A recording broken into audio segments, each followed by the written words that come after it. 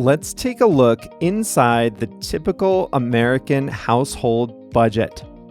Hi there, everyone. It's Jeff, and this is Plain English, where you get to upgrade your English by listening to stories about the world. And today's lesson is all about the typical family budget in the United States. On Monday, we talked about the salaries of different professions. And you learned that the median household income is about $75,000 per year. And a good, not luxurious, but a good middle-class income would be about $100,000 per year in most places. So today, we'll talk about how exactly a typical family would spend that $100,000 income. The expression we'll talk about today is all in. This is a good one. Speaking of budgets, all in. Today's lesson number is 693. So that means JR has uploaded the full lesson to plainenglish.com/693. Before we dive into today's story, you've heard me mention some of the great ways our Plus membership can help you upgrade your English, and you might be curious about what that looks like. We've recently unlocked some free samples so that you can try out the premium features for yourself. Even if you don't join, you'll still learn something from the sample lessons. Sound good? Look for the link that says free samples at the top of plainenglish.com. I've also put a direct link to the samples at the bottom of the show notes of this episode. Now, we're ready to start today's story.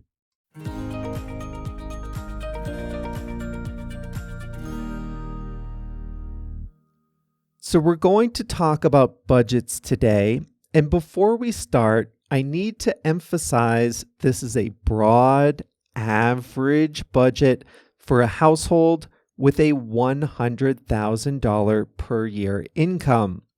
A lot of families make more, a lot of families make less. But if you want to know about the typical American experience, this is it.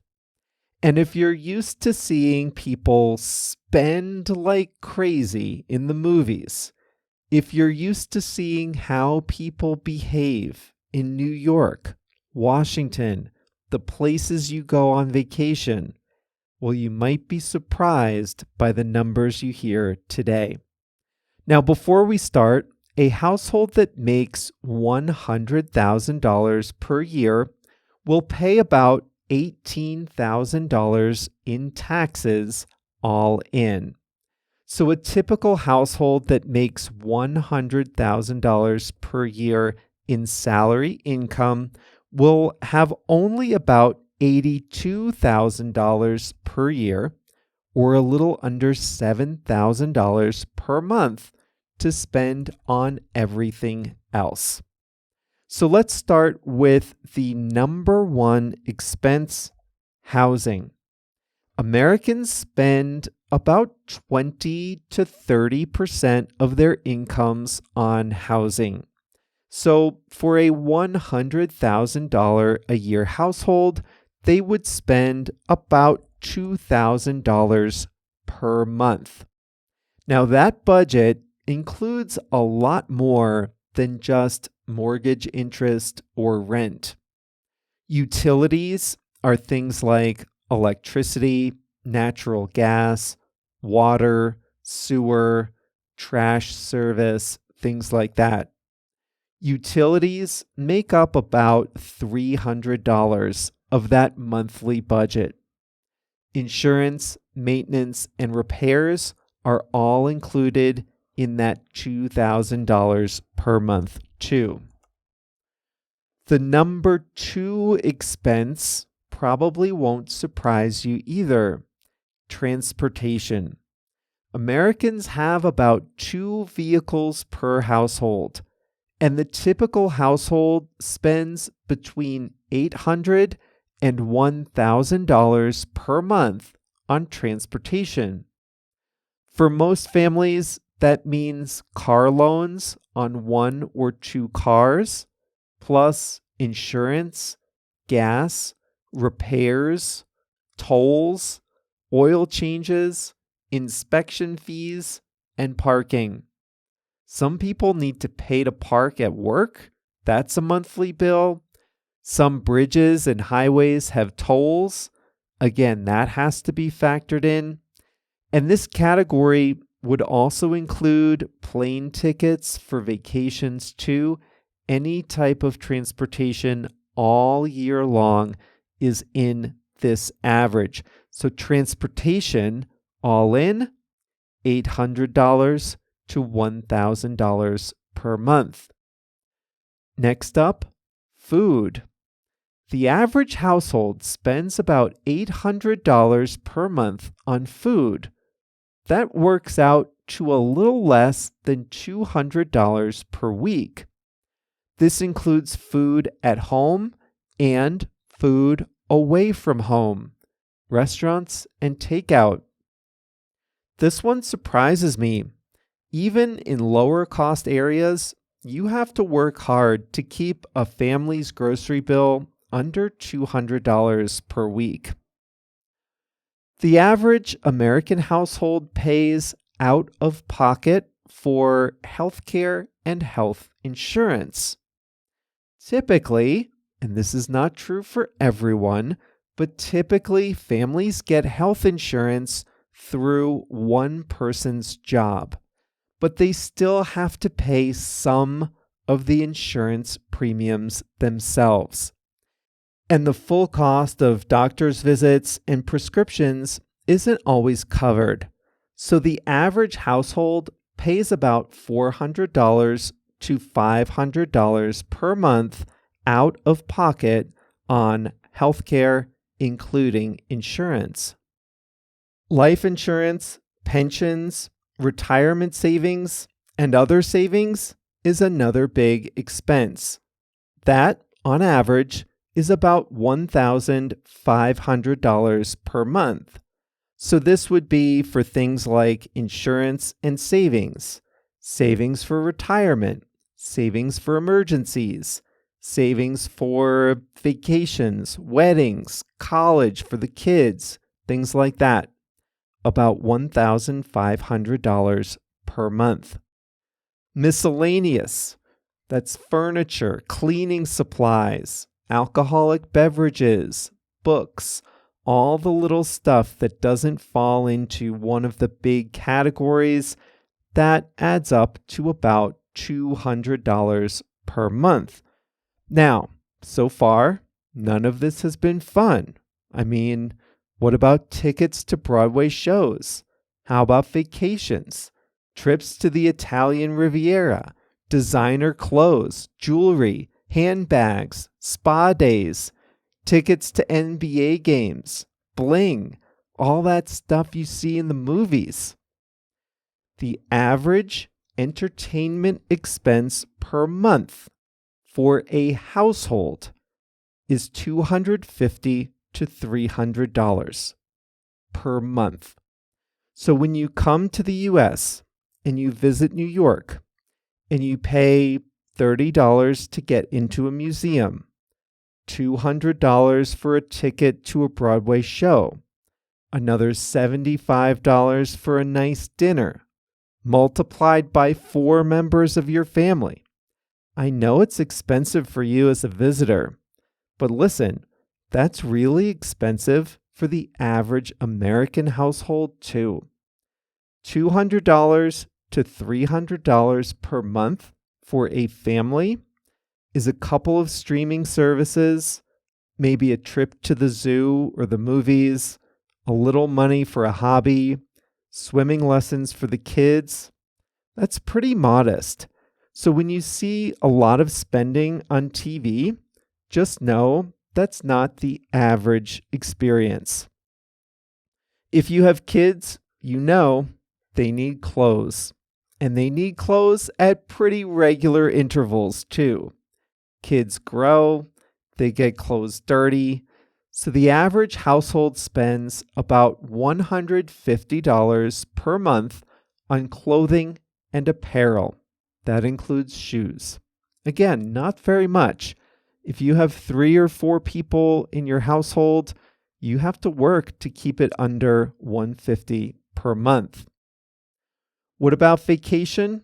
A trip to Disney World for a family of 4 is easily a $3,000 expense or more.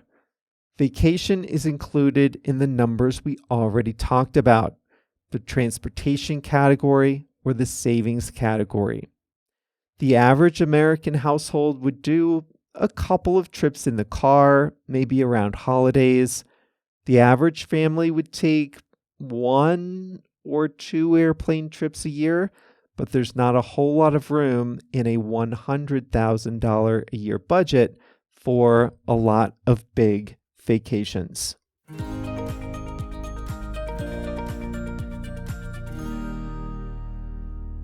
Now, I do want to mention that the life I just described, this is a very good life.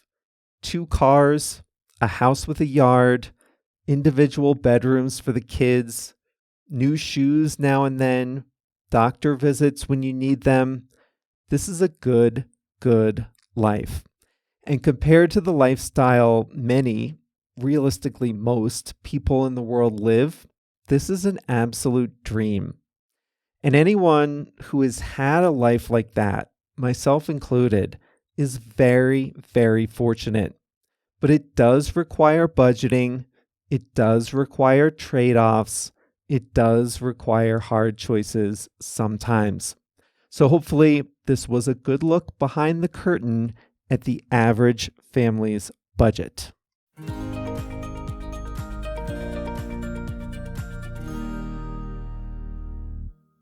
Here's a funny expression for you, all in. We use this when we talk about numbers, when we talk about totals. Think of a situation where there's a big cost, but then there are some small related costs too, and you have to add them all up to get the full picture of how much something really costs. So let's start with eating out. Let's say you look at a menu and you choose the item you want, and it costs $20. Are you leaving the restaurant and paying $20 exactly? No. Why not? Because you will probably get something to drink, and then when the bill comes, there's tax added to the bill, at least in the US, and then you leave a tip. So all in, that meal might cost you $30. All in means add all the components of the experience, and this is how much it costs. You would not believe how many taxes we pay in the United States. I'm not talking about how much we pay in taxes. I'm talking about how many taxes there are. The federal government levies an income tax. Most state governments have their own income taxes too. Some cities have an income tax. New York has one. Special taxes fund the national pension system. Another tax pays the National Health Insurance Plan for the elderly. If you own property, you pay taxes to the county, the town, or city, and then you pay special taxes for things like the local water district, the school district, the library district, the park district. I'm not saying we pay too much in taxes. I'm just saying there are a lot of different taxes that we pay. A family that makes $100,000 per year would probably pay about $18,000 in taxes all in. How much does the average family pay to the local park district tax? I have no idea.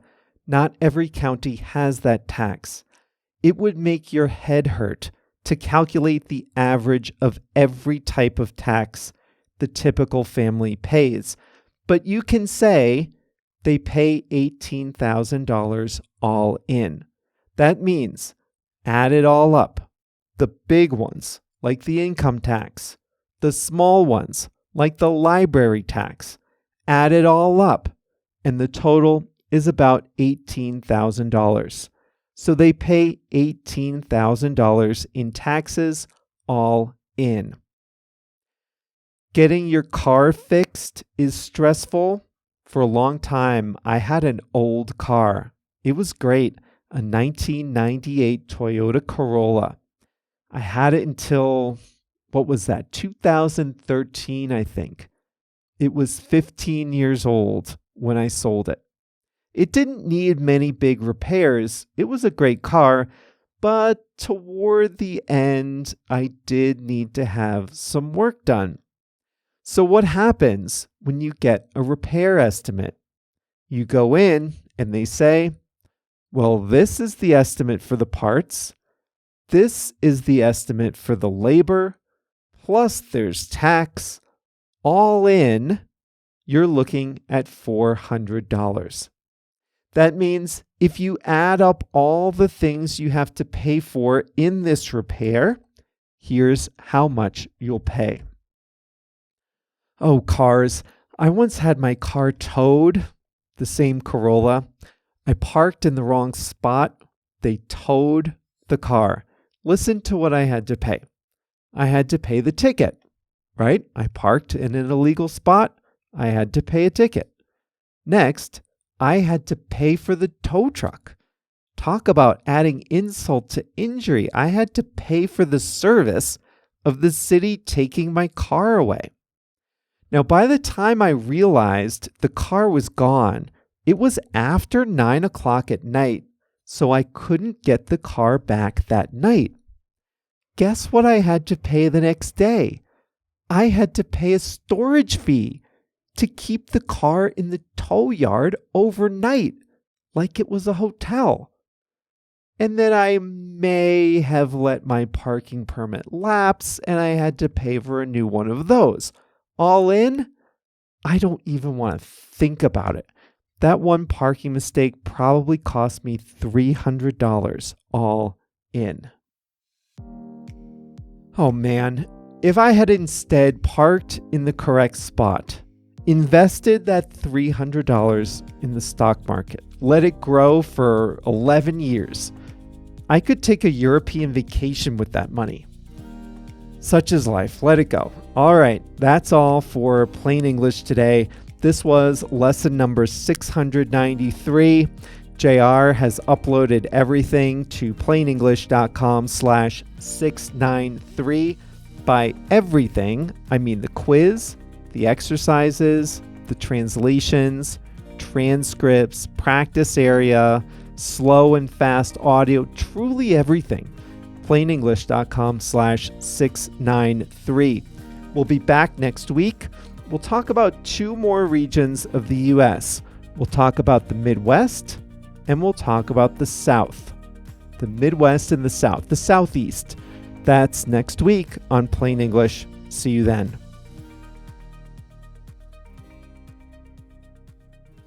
You've reached the end of the audio lesson, but there's a lot more to the Plain English experience on the website plainenglish.com.